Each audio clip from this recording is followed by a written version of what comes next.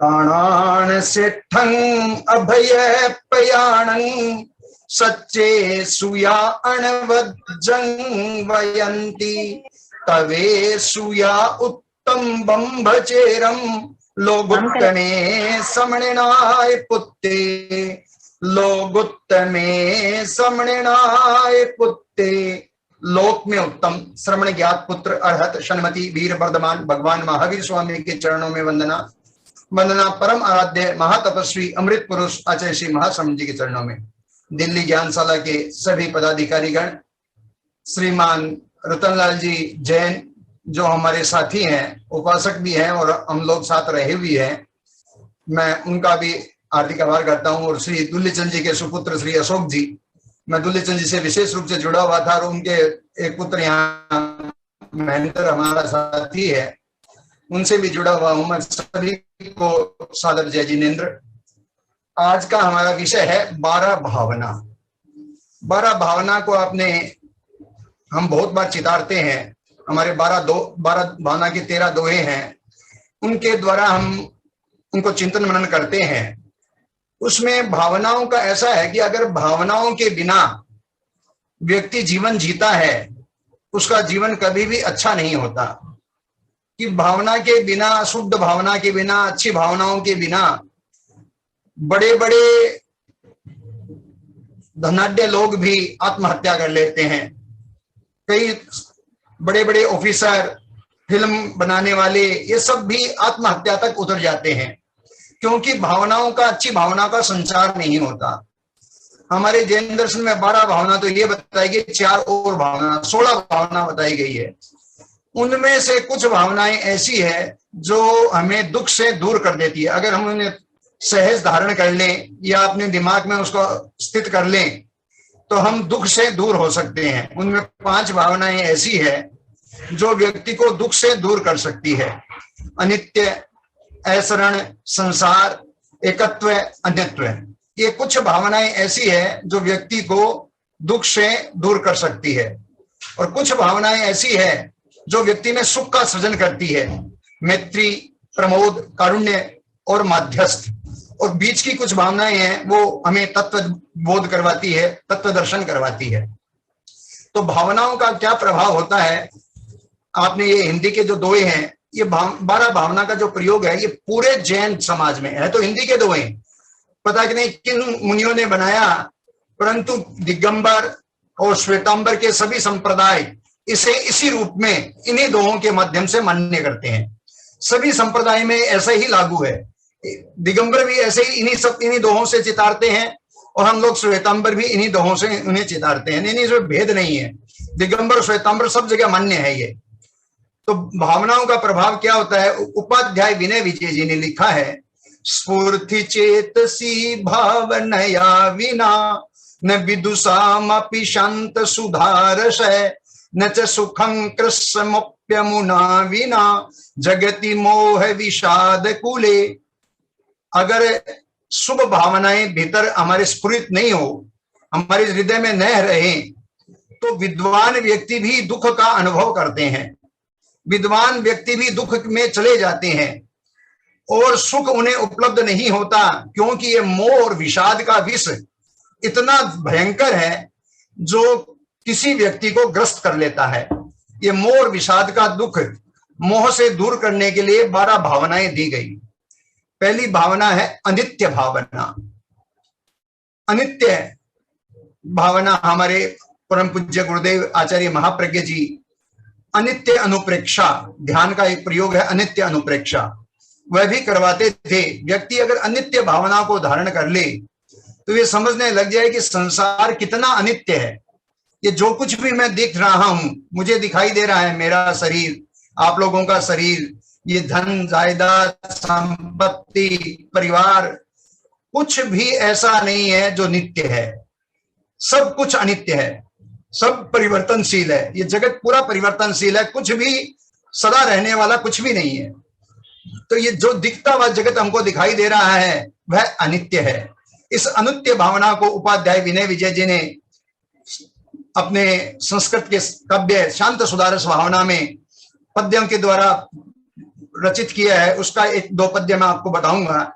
मूढ़ मुयसी मुधा, मूढ़ मुयसी मुधा, विभव मनु चिंतये परिवारम, कोश शीरसी निर्मीव गलद नील कंपितम, विनय जानहि जीवित मसारम। हे मूढ़ व्यक्ति, तुम क्यों परिवार में, धन संपत्ति में, इनमें उलझा हुआ है? ये तुम्हें कहां तक त्राण दे पाएंगे? ये इतना अनित्य है। हमारे यहाँ कहा गया है, कुश के अग्रभाव पर कुशज्ञ जय ओस बिंदुवे धोवम चिट्ठई लंबमाणय एवं मणयाणं जीवियं समयम गोयम मापमाए। भगवान महावीर की वाणी है कि कुश पर एक ओस की बिंदु कभी कभी टिक जाती है। वह बिंदु कितनी देर तक टिक सकती है? हवा का एक झोंका आता है, वो बिंदु नीचे गिर जाती है। वैसे ही हमारा जीवन है। क्या पता हमने कितने छोटे छोटे जीवन जिए हैं। हमने स्थावर काय में, अव्यवहार राशि में, और फिर ये जो जीवन मनुष्य जन्म मान ले 70 80 100 साल का भी मान ले, तो ये जीवन अनंत काल के सामने एकदम छोटा सा बिंदु के समान है। ये कब विनाश को प्राप्त हो जाएगा, कब हम असहाय हो जाएंगे, इसका कोई भरोसा नहीं है। तो व्यक्ति इसका अनुचिंतन करें कि ये संसार अनित्य है। इमम शरीरम अनित्यम, ये मेरा शरीर है वह अनित्य है। जिस व्यक्ति के मन में ये अनित्य भावना का संचार हो जाता है तो वह व्यक्ति परम सुख के मार्ग पर चल सकता है, परम सुख की ओर बढ़ सकता है। सुख मनुतर सुरावधि यदति में दुरम, काल तत्सद विकलयति विरामम, कतरधि तर तदा वस्तु संसारिकं, स्थिरतरं भवति चिंतय निकामम। हम चिंतन करें, इस संसार में 4 गति 84 लाख जीवा योनि में सबसे सुखी व्यक्ति कोई होता है तो वह है अनुत्तर विमान के देवता। वैमानिक देवलोक में 12 ये देवलोक, 9 ग्रैवेक और 5 अनुत्तर विमान। अनुत्तर विमान के जो देव होते हैं वह अगले जन्म में ही मोक्ष को प्राप्त करेंगे ही करेंगे। वो अनुत्तर विमान के देव जिनका अधिकतम आयुष्य 33 सागरोपम का होता है, वो विशाल जीवन होता है उनका। 33 सागरोपम का आयुष्य भी कालवधि के समाप्त होने पर एक दिन समाप्त हो जाता है। उनका भी आयुष्य समाप्त हो जाता है। हम मनुष्य हैं, कितने दिन तक हम इन सुखों को, जिन सुखों को हम मान बैठे हैं, भौतिक सुखों के प्रति हमारी आसक्ति हो चुकी है, वे सुख हम कितने दिन तक टिका पाएंगे? ये चिंतन करें कि ये सुख कितने दिन तक रह सकते हैं। ये सुख रहने वाले नहीं है। ये समं क्रीडिता यच भृशमीडिता, ये सहा कृष्ण ही प्रतिबादम, तान जनान विक्षवत भस्म भूयंगतान, निर्विशंकास्म इति धिक् प्रमादम। उपाध्याय विनय विजय जी ने लिखा है, जिनके साथ में मैं खेला, जिनके साथ में मैंने क्रीड़ा की, खेला, बचपन में जो मेरे दोस्त थे, उनको अपने आंखों के सामने भस्मीभूत होते हुए देख लिया। जिनके मैंने गुणगान किए, माता पिता के, गुरुओं के और बड़े लोगों के, उनको भी अपने आंखों के सामने भस्मीभूत होते हुए देख लिया। परंतु मेरा प्रमाद कितना भयंकर है, मुझे कभी ये मन में नहीं आता कि मुझे जाना है। मैं क्या कर रहा हूं, मैं अपने लिए क्या कर रहा हूं। तो हमें अपने जाने की चिंता होती ही नहीं है। हमारी इस प्रमाद को धिक्कार कहना चाहिए कि मेरा कितना प्रमाद है। मैं तो ऐसे आके बैठा हूं यहाँ पर जैसे सदा शाश्वत यहाँ रहने वाला हूं, और ऐसे कार्य कर रहा हूं जो शाश्वत यहाँ रहूंगा, इस मेरा कुछ बिगड़ने वाला है नहीं। तो इस दुनिया में और तो सब अशाश्वत है। शाश्वत क्या है, किसे हम शाश्वत माने, इस बात पर थोड़ा सा ध्यान देंगे। नित्यमेकं चिदानंदमयमात्मनो रूपमभिरूप्य सुखमनोभवेयम् प्रशमरस नव सुधा पान विनयोत्सवो भवतु सततं सतामीय भवेयम्। नित्यमेकं चिदानंदमयमात्मनो, ये जो नित्य सदा रहने वाली मेरी आत्मा, ये आत्मा मेरी सदा शाश्वत है। इस आत्मा, ये आत्मा तो शाश्वत है, बाकी सारा जगत जो मुझे देख रहा हूं, जिस रूप में मुझे दिखाई दे रहा है, बाकी शाश्वत ऐसा नहीं है। जीव और अजीव दोनों शाश्वत तत्व हैं, पर जिस रूप में मुझे दिखाई दे रहे हैं वह रूप शाश्वत नहीं है, उसमें परिवर्तन होने वाला है। और मेरी आत्मा सदा शाश्वत है। इस आत्मा, जो शाश्वत आत्मा है, उस आत्मा को मुझे उस लक्ष्य तक पहुंचाना है जिस लक्ष्य तक मैं, श्रावक का जो लक्ष्य होता है, एक साधु और श्रावक का लक्ष्य एक ही होता है, मोक्ष। क्योंकि श्रावक भी तीर्थ में है, साधु भी तीर्थ में है। ये चार तीर्थ में जो आ जाता है वह उसका एकमात्र लक्ष्य होता है मोक्ष की प्राप्ति, परम सुखों की प्राप्ति, दुख का अंत और सुख की प्राप्ति। वह सुख जो मुझसे कोई छीन न सके। ये जो सांसारिक सुख है, ये तो पता नहीं कब हाथ से निकल जाएंगे, परंतु ये वह सुख जो मुझसे कोई छीन न सके। तो इस अनित्यता का हम बोध करें।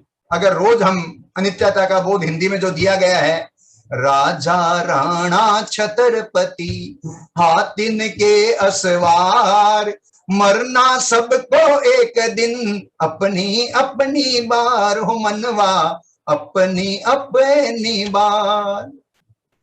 हर व्यक्ति का समय आता है और समय कब पूरा हो जाएगा इसका कोई भरोसा नहीं है। जीवन क्षण भंगुर है, किस क्षण में समाप्त हो जाए। जीवन को ऐसे हम 60-100 साल जीते हैं, परंतु इसे क्षण भंगुर कहा गया है।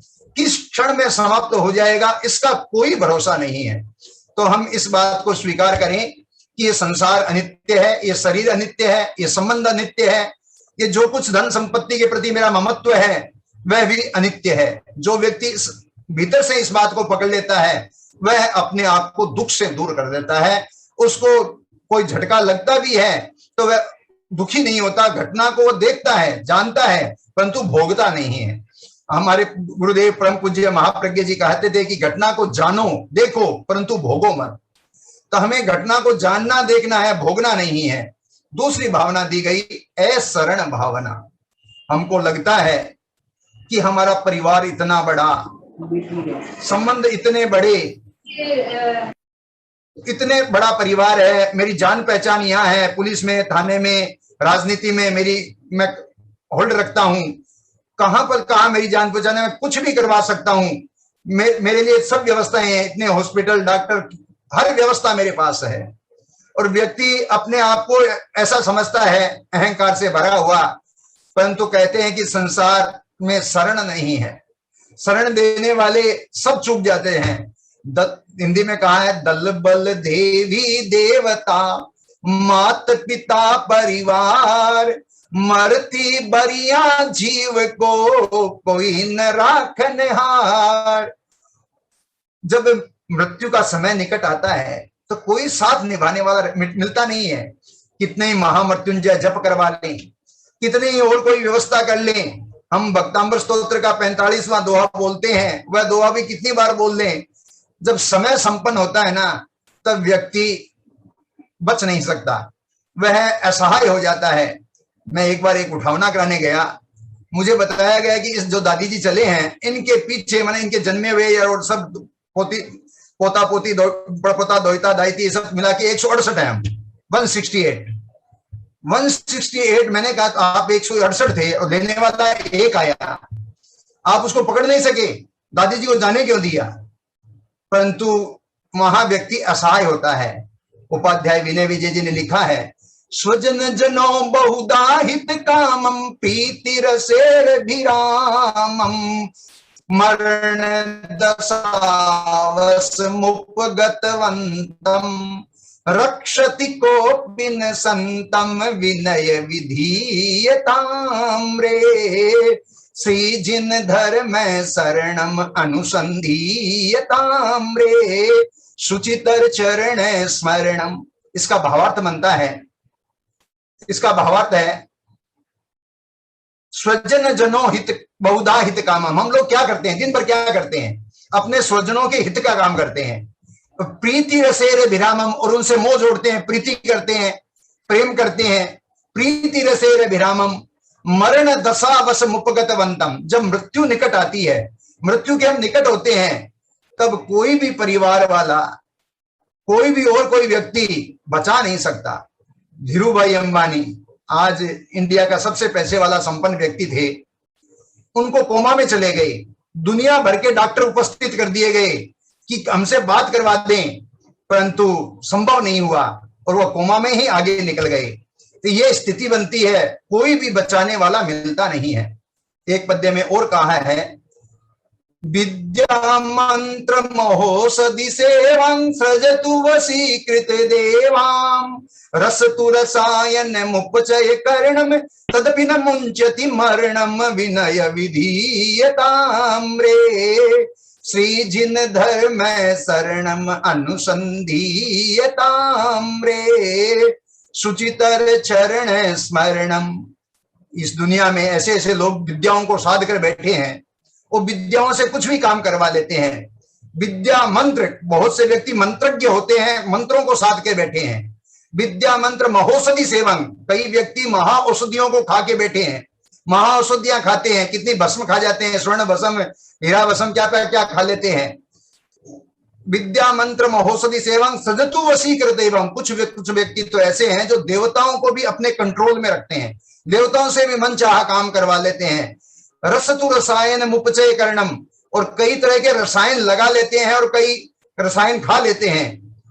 तदपि न मुंचति मरणम, परंतु मृत्यु के आगे वह भी असहाय होते हैं। वहां भी कोई भी व्यक्ति संसार में ऐसा नहीं है जो मृत्यु से बच सकता हो। मृत्यु तो उसको आगोश में ले ही लेती है, चाहे वह कितने ही मन शरण है। दूसरी अशरणता है बुढ़ापा। बुढ़ापा ऐसा होता है, व्यक्ति आजकल कितनी सर्जरी वगैरह करवा लेता है, कुछ करवा लेता है, बाहर का सौंदर्य बनाए रख सकता है, परंतु वह भीतर से तो कमजोर पड़ ही जाता है। उसके जो सेल्स है, कोशिकाएं हैं, वो तो उनका निर्माण तो कम होना शुरू हो जाता है और भीतर से व्यक्ति कमजोर हो जाता है। एक उम्र आने के बाद में व्यक्ति भीतर से बुढ़ापा उतर ही आता है उसके अंदर। तो बुढ़ापा के लिए एक पद्य कहा है, बपुषी चीरंग निरुणधि स्मीरंग पतती जलधि पर तीरंग सिर से गिरे धीरोहति तरसा तदपि सझीरयति झरसा विनय विधीयताम् रे। चाहे हम कितना ही लंबा श्वास रोक कर बैठ जाएं, बपुषी चीरंग निरुणधि समीरंग, समीर के उस पार यानी समुद्र के उस पार दौड़ के चले जाएं, पहाड़ के ऊपर चढ़ जाएं, मृत्यु बुढ़ापा उसको छोड़ेगा नहीं, बुढ़ापा तो उसको उतरेगा ही उतरेगा, बुढ़ापा उसके उतरेगा। ये बुढ़ापे से हम बच नहीं सकते। कई एक जगह रोग है, रोग पर भी हम असहाय होते हैं। जब शरीर पर रोग उतर जाता है, कितने असहायता हो जाती है। विनय विजय जी ने लिखा है, उद्यत उग्र रुजा जन काय कैसा तत्र सहाय एकोनुभुवति विधुरूप रागं विभजति कोपिन भागम विनय विधीयताम् रे। उद्यत उग्र रुजा जन काय, ऐसे ऐसे रोग पैदा हो जाएं, जैसे कैंसर है, किडनी है, और भी कई तरह के रोग, जैसे अभी कोरोना चला था, कोरोना है भी, ऐसे ऐसे रोग हो जाएं और वह रोग परिवार वाले व्यवस्था दे सकते हैं, सब कुछ कर सकते हैं, उसमें भाग नहीं बटा सकते कि 5% मुझे दे दो, 10% मुझे दे दो, ऐसा संभव नहीं है। व्यक्ति कर्मकर्ता का अनुगमन करता है। जो कर्म मैं करूंगा तो मुझे भोगना पड़ेगा, दूसरा करेगा दूसरा भोगना पड़ेगा। कर्म कभी भी दूसरे के पीछे नहीं जाता, जो करता है उसी का अनुगमन करता है। तो हम इस बात को गहराई से, कौन है संसार में, हम देख रहे हैं शरण कोई नहीं है, तो शरण कौन है। जैन दर्शन में 4 शरण बताई गई। शरण में एक मनुसर चतुरंग परिहर ममता संगम विनय रचय शिव सौख्य निधानम शांत सुधारस पानम विनय विधीयताम् रे। श्री जिन धर्म शरणम अनुसंधीयताम रे सुचितर चरण स्मरणम। चार शरण सच्ची है। हम लोग बोलते तो हैं रोज, अरंते शरणम पवज्जामि, सिद्धे शरणम पवज्जामि, साहु शरणम पवज्जामि, केवले पनतं धम्मं शरणम पवज्जामि। चार शरणा सका हो न सगो कोय, जे भव्य प्राणी आदरे अक्षय अमर पद होय। ये चार शरण सच्ची कैसे? अरिहंत की शरण इसलिए सच्ची है कि अगर मैं अरिहंत की शरण, अरिहंत के बताए मार्ग पर चला जाऊं, उनके मार्ग को पकड़ लूं, तो मैं भी वीतराग बन जाऊं, मैं भी सर्वज्ञ बन जाऊं, केवली बन जाऊं और मैं अपने लक्ष्य को हासिल कर लूं। सिद्ध की शरण सच्ची क्यों? कि मुझे भी सिद्ध बुद्ध मुक्त बनना है, मेरा लक्ष्य है सिद्ध बुद्ध मुक्त होना, तो मैं सिद्ध बुद्ध मुक्त बनने की भाव रखूं। साधु की शरण सच्ची है। साधु कभी आपको कुमार्ग में नहीं डालेगा। जो सच्चा साधु है वो आपको यही पूछेगा कि तुम अपने लिए क्या करते हो, तुम्हारी दुकान चल रही है कि नहीं चल रही है, तुम्हारे बेटा पोता है कि नहीं है, ये बात कभी साधु नहीं पूछेगा। साधु पूछेगा तुम अपने लिए क्या कर रहे हो। इसलिए साधु की शरण सच्ची है। और धर्म की शरण सच्ची है कि ये धर्म ही व्यक्ति को मार्ग से, उन्मार्ग से सन्मार्ग की तरफ प्रशस्त करता है। इसलिए धर्म की शरण सच्ची है। हम धर्म की शरण को स्वीकार करें। अब तीसरी भावना दी गई संसार भावना। हमको संसार में सुख दिखता है, हमको लगा कि मैं पढ़ाई कर लूंगा तो बढ़िया हो जाएगा, शादी हो जाएगी तो बढ़िया हो जाएगा, मकान दुकान बन जाएगी तो बढ़िया हो जाएगा, व्यापार चलने लग जाएगा तो अच्छा हो जाएगा, बेटे पोते हो जाएंगे तो ठीक हो जाएगा। आगे से आगे इच्छाओं का हम संसार में अंबार लगा रहे हैं और संसार में सुख खोज रहे हैं। संसार में सुख है नहीं। हम लोग संसार में सुख खोजते हैं, ये ऐसा होने से ऐसा हो जाएगा, ऐसा होने से ऐसा हो जाएगा। हुआ नहीं, एक इच्छा पूर्ति हुई नहीं, उसके सामने बड़ी इच्छा दूसरी तैयार, सामने तुरंत तैयार हो जाती है। कई बार हम सवामणियां वगैरह कर देते हैं और ये मेरी इच्छा कामना पूरी हो जाए, क्या पता वो देवता करते हैं कि नहीं करता, पता नहीं, परंतु मान लो पूरी हो भी जाए तो भी व्यक्ति के सामने इच्छाओं का अंबार मिटता नहीं है और आगे से आगे इच्छाएं खड़ी हो जाती है। भावना में हिंदी में कहा गया है, दाम बिना निर्धन दुखी, तृष्णावश धनवान, कहूं न सुख संसार में, सब जग देखो छान। गरीब व्यक्ति पैसे के लिए दुखी है, वो हैंड टू माउथ है, उसे कल की चिंता है, वह उसको पैसे की चिंता है, और पैसे वाले को और इसकी लगी हुई है, मैं आगे से आगे निकलूं, और इसी पे वह दिन रात पागल की तरह घूम रहा है। इतना मनुष्य जन्म मिला, बढ़िया धर्म संघ मिला, जैन शासन मिला, सब कुछ मिला, परंतु कितने लोगों की रुचि इस तरफ है? बहुत कम लोगों की रुचि इस तरफ होती है। व्यक्ति धर्म में रुचि जगती नहीं, और फिर कितने विपदाएं हैं, बाधाएं, कभी शरीर में रोग आ जाए, कभी घर में कोई मेहमान आ जाए, कभी और कुछ हो जाए, व्यक्ति समाई करना चाहता है, धर्म करना चाहता है, ध्यान वगैरह करना चाहता है, कितनी समस्याएं सामने आके खड़ी हो जाती है, चाह के भी कर नहीं सकता। तो ऐसी स्थिति में वह व्यक्ति खोजता है कि और आगे की कामनाओं में उलझा हुआ रहता है। उपाध्याय विनय विजय ने लिखा है, यत्र दुखादिगद धवलवई रनुदिनंग दहस जीवरे, हम तत्रेव रज्जसि चिरंग मोह मदिरा मद क्षीबरे। इस दुख बहुल संसार में, जहां हमको तो दुख नहीं लगता है, हमको तो बड़ा ठाठ लगता है, परिवार की जगह परिवार है, बढ़िया गाड़ी बंगला, सारी व्यवस्थाएं हैं, सब कुछ अच्छा है, कोई कमी नहीं है। भाई ये तो मनुष्य जन्म मिला थोड़े दिन का है, ये थोड़ा दिन जो देख रहे हैं ना, ये साम्राज्य, ये थोड़े दिन का साम्राज्य है, परंतु ये दुख बहुल जीवन, कभी मानसिक दुख, कभी भावनात्मक दुख, कभी क्रोध पैदा हो गया, कभी अहंकार पैदा हो गया, भावनाओं का दुख आ जाता है, कभी शारीरिक पीड़ा, कभी पारिवारिक समस्याएं, कभी वो सामाजिक संस्थाएं, लोग ऐसे डर रहे हैं, क्या पता इस रोग के आने से लोग कितना पाप कर रहे हैं, कितना पानी पहले कितना कम गिराते थे, कितना गिरा रहे हैं, कितना और वस्तुओं का अपव्यय हो रहा है, और लोग घर में भय से दुबक के बैठे हैं। ऐसी स्थिति में व्यक्ति देखता है कि वो इस दुख बहुल जीवन में अनंत काल से पड़ा है, इसी में पड़ा है, क्यों नहीं निकलता, क्यों नहीं निकलने की इच्छा पैदा होती? उन्होंने एक कारण दिया, मोह मदिरा मद क्षीबरे। वह मोह की मदिरा पीकर आया है। एक बार शराब पीने वाला तो 7-8 घंटे में उसका नशा उतर भी जाता है, परंतु हमने क्या पता कौन सी मोह मदिरा पी के बैठे हैं, हमारा नशा तो अनंत जन्मों में भी नहीं उतर रहा है। क्या पता कैसी ये नशा करके बैठ गए, ये मेरा ये मेरा ये मेरा, ये मेरा मेरापन का भाव ऐसा आ गया, हमारा ये नशा उतर ही नहीं रहा है।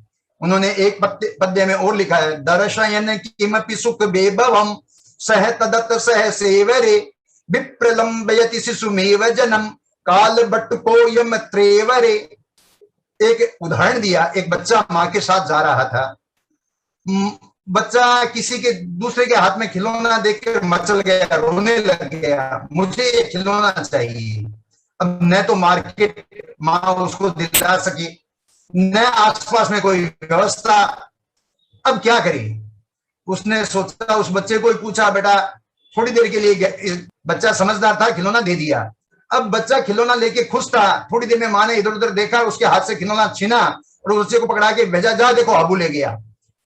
वो जैसे बच्चा ठगा रह गया, वैसे की वैसी स्थिति हमारे साथ होने वाली है।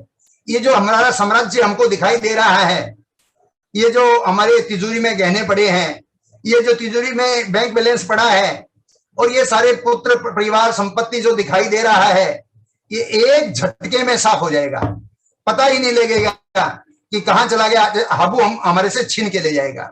ये हाबू का डर हमको लग नहीं रहा है, किंतु होने वाला है। हम साफ रोज देखते हैं, और पिछले दिनों में इतना गहरा देखा कि फला चला गया, फला चला गया, फला चला गया, और बिना कोई मतलब अकाल मृत्यु को ही कह सकते हैं। अकाल मृत्यु तो नहीं थी, उनका आयुष्य तो नहीं था, परंतु अकाल मृत्यु को ही चले गए।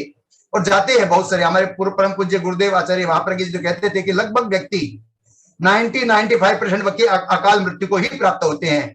और कुछ जीवन में ऐसा करते हैं कि पूरा जीवन तो जी नहीं पाते, बहुत छोटा श्वास लेते हैं, चिंताएं इतनी घेर के रखे हैं, और उन चिंताओं के बोझ से, टेंशन के दबाव से जितना जीवन जीना चाहते हैं वो जी नहीं पाते और चले जाते हैं। तो संसार में ये संसार भावना इतनी है, इस संसार भावना को कौन मिटा सकता है? जो जिन वचन को धारण करता है, जिन भगवान के वचनों को धारण कर लेता है और उसको मान लेता है, तो वह तो इस संसार में सुखी हो सकता है। यानी श्रावक श्राविका और साधु साध्वी, हम कोई नाम के श्रावक नहीं काम करेगा, वास्तव में श्रावक होता है जो नव तत्वों की जानकारी रखता है, 6 द्रव्यों को जानता है, जो अल्प आरंभी होता है, अल्प परिग्रही होता है, सुशील होता है, सुव्रती होता है, उसे श्रावक कहते हैं।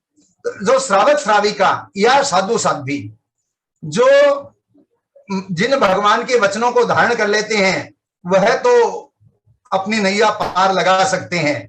बाकी तो ये संसार में दुख ही दुख है। अरबपतियों को रोते हुए देख लिया, करोड़पति अरबपतियों को मैंने रोते हुए देखा है कि ओहो कितना दुख है। अरे भाई, क्या तुम्हारे क्या चीज का दुख है? जहां मांगो एक चीज, मांगो 50 चीज तैयार है, वह व्यक्ति रो रहा है। तो ये तो बड़ी मुश्किल है। भक्ति रहता है कि इन भौतिक सुखों में हम लोग देखते हैं, किसी के बढ़िया फ्लैट देखते हैं, बढ़िया गाड़ियां देखते हैं, हमको लगता है हाँ कितना सुखी होगा, कितना पैसे वाला है, कितना संपन्न है। परंतु उसकी आत्मा को थोड़ा सा निकट बैठ के उसको थोड़ा सा सहलाओ कि तुम्हारी क्या स्थिति है, वो रोने लग जाएगा कि मैं तो बहुत दुखी हूं, मुझे रात को नींद नहीं आती, रोटी मुझे भाती नहीं है, शुगर की प्रॉब्लम है, ये प्रॉब्लम है, कितनी समस्याएं हैं। तो व्यक्ति संसार में कहां सुख है? तो हम इस संसार से निकलने का प्रयास करें। संसार को जो छोड़ेगा वह सुखी बनेगा, संसार में सुख नहीं है। चौथी भावना है एकत्व भावना। व्यक्ति अकेला ही आता है, अकेला ही जाता है।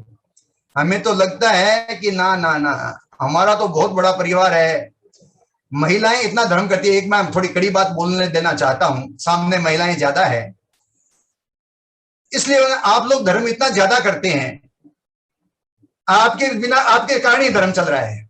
वास्तविकता है अगर हमारे घर में महिलाएं नहीं हो तो महाराज को शायद ही गोश्री मिले, या कोई महाराज का साधु तो शायद ही पढ़े।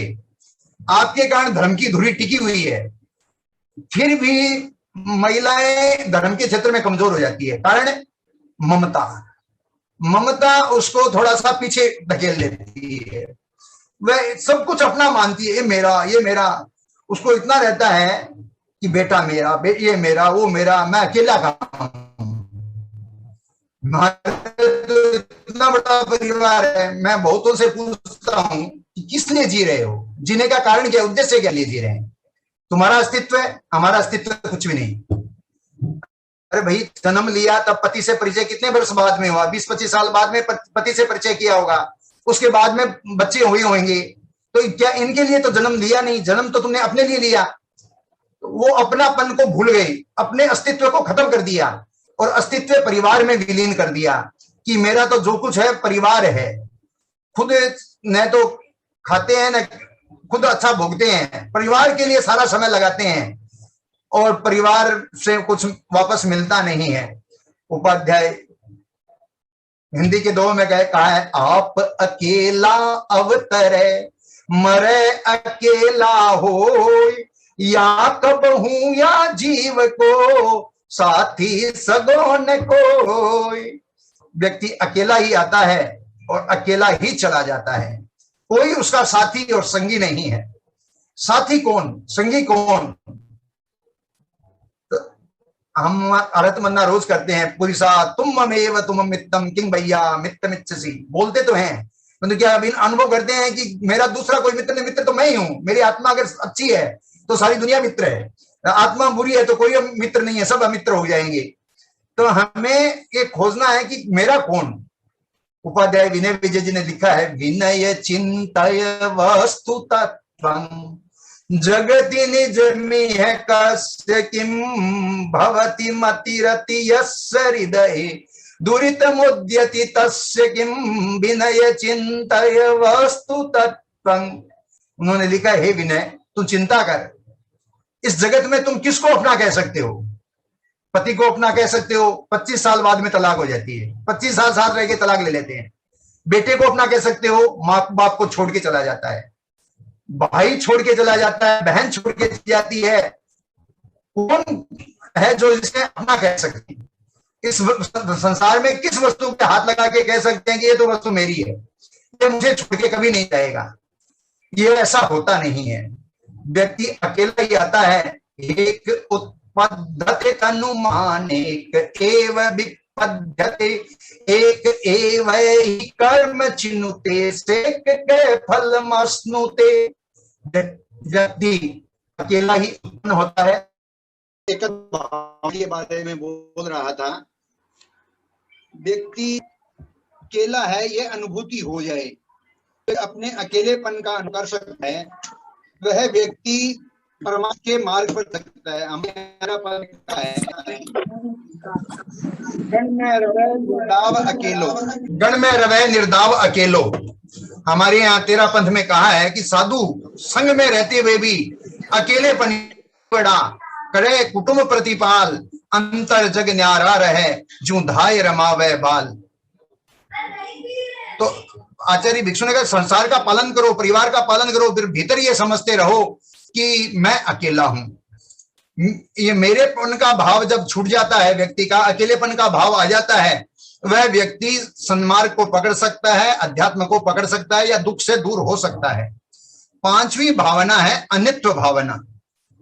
उसको हिंदी में कहा है, जहां देह अपनी नहीं तहां न अपना कोई, घर संपत्ति पर प्रकटे पर है परिजन लोई। जहां ये शरीर मेरा नहीं, जिसको मैं ऐसा अनुभव कर रहा हूं ये शरीर मेरा, मैं, ये शरीर भी एक दिन भाड़ा चूकता है और इससे हंसा उड़कर चला जाता है और ये देह यहीं की यहीं पड़ी रह जाती है। आप अनुभव करें, हमारे जो संबंध है, आप हम सबके संबंध जुड़े हुए हैं, ये संबंध किससे हैं? संबंध केवल शरीर से है। आत्मा बिल्कुल अकेली होती है, आत्मा से संबंध जुड़ता ही नहीं। भगवान महावीर कहते हैं, एगा में शाश्वा अप्पा, आत्मा एकाकी है और शाश्वत है। नाण दंसन संजुओ, ज्ञान और दर्शन उसका लक्षण है। शेषा में बाहिरा भावा, शेष सभी तत्व बाहरी हैं। शब्द संयोग लक्षणा, सब संयोग जनित है। जब आत्मा अकेली है, हमारा सारा संबंध शरीर से जुड़ा हुआ है। हम अपने पति को जानते हैं शरीर से, पत्नी को जानते हैं शरीर से, बच्चों को जानते हैं शरीर से। आत्मा को, मैं खुद की आत्मा को भी पहचानता नहीं। हमारे परम पूज्य गुरुदेव आचार्य महाप्रज्ञ जी कहते थे, मैं आत्मा को मानता हूं, जानता नहीं। इतना बड़ा योगी जब कह सकता है मैं आत्मा को मानता हूं, जानता नहीं, तो हम तो कहां जानेंगे आत्मा को, कहां, ये हम भी मानते ही हैं। अब इस बात को हम समझें कि ये अनित्य है, अनित्य भावना, यानी शरीर, जहां शरीर से भी अपनेपन का भाव हटाओ। उपाध्याय विनय विजय जी ने लिखा है, विनय विभाव ये निज भवनं, तनु धन सुत सदन सब जनादिसु, किंग निज मी है कुग तेर वनम, विनय निभालय निज भवनं। हे विनय, तुम ये चिंतन कर कि अपने आप को परख कि कौन तुम्हारा अपना है, कौन तुम्हें पार लगा सकता है। तनु ये शरीर, तनु धन ये जो धन संपत्ति है, तनु धन सुत बेटा, तनु धन सुत सदन मकान, स्वजन और ये स्वजन बंधु बांधव, कौन ऐसा है जो तुझे कुगति से बचा सकते हैं। हमारे यहाँ कई जगह कई धर्म वाले मानते हैं कि गया में डाल दो वहां मोक्ष हो जाएगा, परंतु जैन धर्म की ऐसी मान्यता नहीं है। जैन धर्म की मान्यता यह है, आचार्य तुलसी ने लिखा है, सगड़ा भुगते आप रे भाई करनी आपो आप, गहराई स्यों सोच ले रे भाई, कुण बेटो कुण बाप, खाड खिण सी सो पड़ सी रे, जहर खासी सो मर सी रे, कि अंतर ज्ञान जगा ले जगत में, साथी नहीं है कोई थारो रे। तो ये शरीर भी अपना नहीं है, ये बात हमें अनुभूति होती रहे कि जितने दिन भाड़ा दिया हुआ है उतने दिन तो हंसा इसमें रहेगा, जिस दिन भाड़ा चुकेगा यह हंसा यहां से उड़ के चला जाने वाला है। तो हम इस बात की अनुभूति करें कि ये देह भी हमें छोड़नी है, कोई दूसरा मुझे एहसास नहीं है। हमको शरीर के साथ में ऐसा अनुबंध हो गया, ऐसा लगने लग गया, एन सहाश्रय से तिदिमोहा दिदमी है मित्य विभेदम, तदपि शरीरम नियतम धीरम, तजति भवंतं घृत खेदम। मुझे ये लगता है ये शरीर है तो मैं हूं तो वह शरीर है, परंतु बड़े खेद के साथ, बड़े दुख के साथ ये शरीर हमें एक दिन छोड़ देना पड़ेगा, बड़े दुख के साथ, क्योंकि हम छोड़ना चाहते नहीं, इससे लगाव है हमारा, और एक दिन बड़े खेद के साथ ये शरीर हमें छोड़ना पड़ेगा। तज ममता परिताप निदानम, पर परिचय परिणामम, भज निसंगतया विशधि करत, मनभव सुख रसम विरामम। उपाध्याय विनय जी ने बहुत सुंदर उदाहरण दिया है, बहुत सुंदर लिखा है।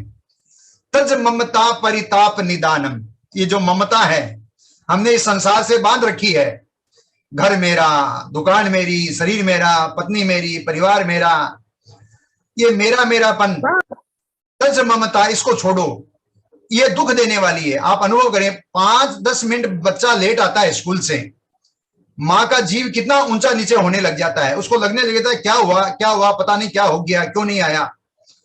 तो ये ममता है, दुख देती है, सुख नहीं देती। हमको लगता है ममता से सुख पैदा होता है, ममता नाम प्यारा है, परंतु ममता दुख देने वाली है, ममता सुख देने वाले नहीं है।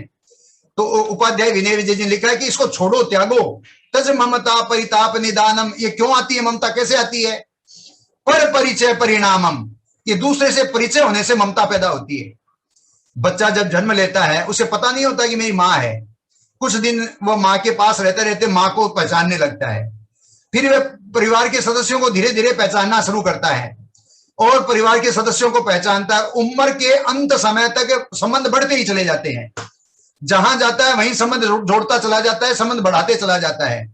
धर्म क्या कहता है? धर्म कहता है संघ को काटो, और सामाजिकता कहती है संघ को जोड़ो। आपने इतना बड़ा संगठन बना रखा है दिल्ली ज्ञानशाला का, तो दिल्ली ज्ञानशाला तो यह कहती है कि संगठन बढ़ाओ, ज्यादा से ज्यादा लोगों को जोड़ो। और धर्म कहता है संघ, सबका त्याग करो, अपने आप से जुड़ो, केवल अपने से जुड़ो, संघ का त्याग करो, संघ को काटो। गीता में भी बहुत सुंदर उदाहरण दिया है, संघ को काटो। और जैन दर्शन में भी ये कहा है कि संघ को छोड़ो। ये संघ जब तक नहीं छूटेगा संसार तुमसे छूटने वाला नहीं है। तो तुम संसार को कब छोड़ोगे? तो शरीर के अनित्य भाव को समझोगे कि शरीर जहां मेरा नहीं वहां कौन मेरा हो सकता है। कोडी कोडी माया जोड़ी, जोड़ भरे लाथेला, कहत कबीर सुनो रे भाई साधो, संग चले ना धेला, संग चले ना धेला, उड़ जाए पंछी अकेला, ये जग दो दिन का मेला रे भाई, जग दो दिन का मेला। ये अनित्य भावना, यहाँ कोई अपना नहीं है। पति पति विविध पथई पति के सह, कुरुते कै प्रतिबंधम, निज निज कर्म वसई स्वजने सह, किंकुरु से ममता बंधम। पथ पर अनेक लोग जा रहे हैं, सब अपने अपने रास्ते पे चल रहे हैं, कौन किसके साथ संबंध जोड़ता है।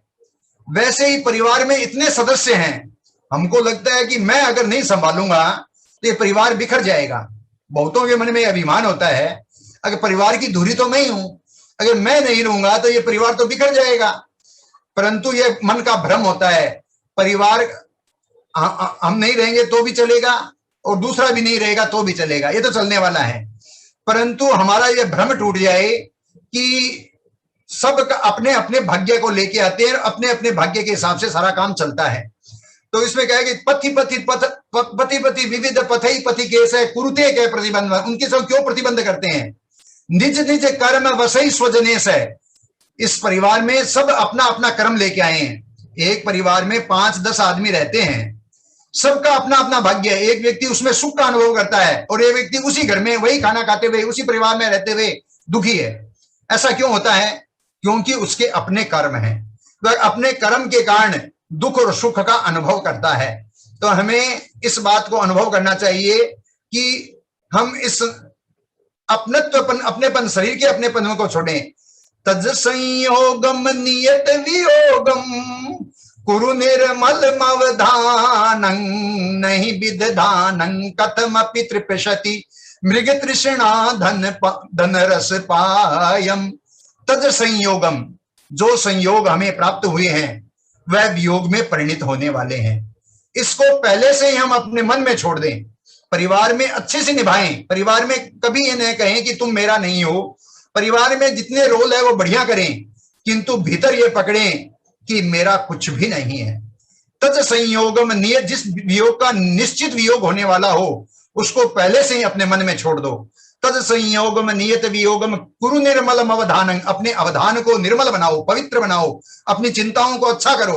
कुरु निर्मलम अवधानं नहीं निदधानं कथमपि तृष्यति, हमें इस संसार में तृप्ति कभी मिलने वाली नहीं है, क्योंकि मृग तृष्णा धन रस पायम। मृग तृष्णा कभी समाप्त हो सकती हो तो हमको भी हमारी इच्छा कर भी पूर्ति हो जाएगी। इसलिए इस बात को गहराई से पकड़े। मैं सोचता हूं शायद 1 घंटा लगभग हो रहा है और आपका कार्यक्रम शायद मुझे 1 घंटा का दिया है और मैं केवल 5 भावनाओं को बोल पाया हूं। 5 भावनाओं को इसलिए बोल पाया हूं कि आप समझें।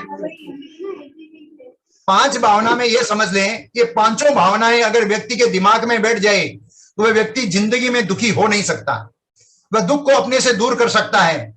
अनित्य, असरण, संसार, एकत्व, अन्यत्व, ये 5 भावनाएं व्यक्ति को दुख से दूर करती है। तो रोज ये जो 12 भावना के पद्य हैं, हिंदी के पद्य हैं, इनको अनुप्रेक्षा पूर्वक, चिंतन पूर्वक, मनन पूर्वक हमको इसको पढ़ना चाहिए और हृदय में इन बातों को बिठाना चाहिए कि संसार इमं शरीरम अनित्यम, ये शरीर अनित्य है, संबंध अनित्य है, शरण भूत कोई नहीं है, 4 शरण सच्ची है, नित्य है, नित्य मेरी आत्मा।